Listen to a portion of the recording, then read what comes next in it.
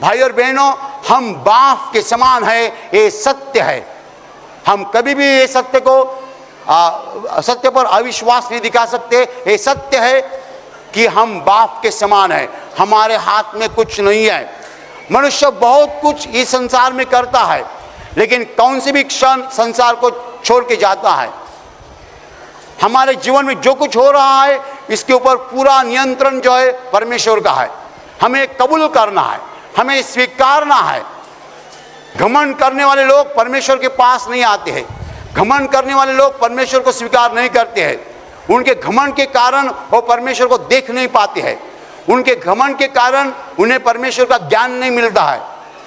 लेकिन जो घमंड छोड़ देता है, वो परमेश्वर के पास आता है, वो लीन हो जाता है, उसको परमेश्वर का ज्ञान मिलता है।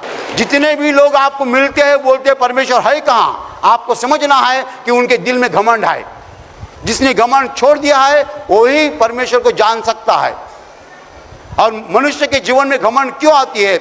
इसीलिए आती है कि उसको लगता है सब कुछ मैं कर रहा हूँ, सब कुछ मैं कर रहा हूँ, मेरा जीवन मेरे हाथ में है। मैंने जमीन ली, मैंने एक बंगला तैयार किया, मैंने गाड़ी ली, मैंने कंप्यूटर लिया, मैंने मोबाइल लिया, मैंने लिया, मैंने किया। जब मनुष्य मैंने करता है तब उसमें घमंड आती है। और एक घमंड जो है बुरापन है, पाप है। घमंड वाले लोग जो है कभी परमेश्वर को जान नहीं पाएंगे। आपको आपके जीवन में कामयाबी चाहिए, सफलता चाहिए, तो आपको परमेश्वर के ऊपर निर्भर रहना है। ऐसा कहो कि मेरा जीवन परमेश्वर के हाथ में है। परमेश्वर यदि मुझे कल जिंदा रखेगा तो मैं जिंदा रहूंगा, परमेश्वर नहीं जिंदा रखेगा तो मैं जिंदा नहीं रह सकता। मेरा जीवन परमेश्वर के हाथ में है। मैं एक फ्लैट लेना चाहता हूं, लेकिन परमेश्वर यदि देगा तो ही मैं फ्लैट ले सकता हूं। यदि परमेश्वर नहीं देगा तो मैं फ्लैट नहीं ले सकता। हमें परमेश्वर से रिश्ता रखना है, क्योंकि परमेश्वर हमारा जीवन चलाता है। यदि हम परमेश्वर से रिश्ता नहीं रखेंगे, खुद के हिसाब से चलेंगे, खुद के दिमाग से चलेंगे, बार बार गिर जाएंगे, बार बार नाकामयाब होंगे।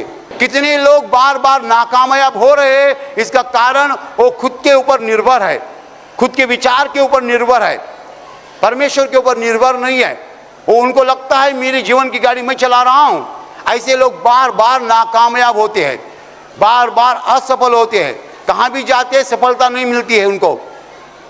तो वचन कहता है ऐसा कहना चाहिए कि यदि परमेश्वर मुझे जीवित रखेगा तो मैं जीवित रहूंगा, परमेश्वर मुझे सफलता देगा तो मैं एक काम कर सकता हूं। जिसका जीवन 100% परमेश्वर के ऊपर निर्भर है, वही इस संसार में सफल हो सकता है।